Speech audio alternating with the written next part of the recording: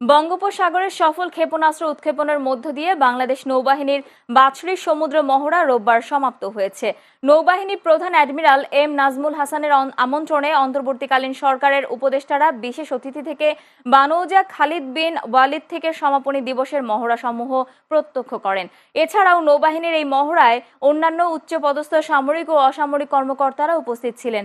নৌবাহিনীর এই বার্ষিক মহড়ার মূল লক্ষ্য সমুদ্র এলাকায় দেশের সার্বভৌমত্ব সংরক্ষণ, সমুদ্র সম্পদের রক্ষণাবেক্ষণ, সমুদ্র পথের নিরাপত্তা বিধান সহ চোরাচালান রোধ, জলদস্যুতা দমন, উপকূলীয় এলাকায় জীববৈচিত্র্য সংরক্ষণ এবং সমুদ্র এলাকায় প্রহরা নিশ্চিতকরণ।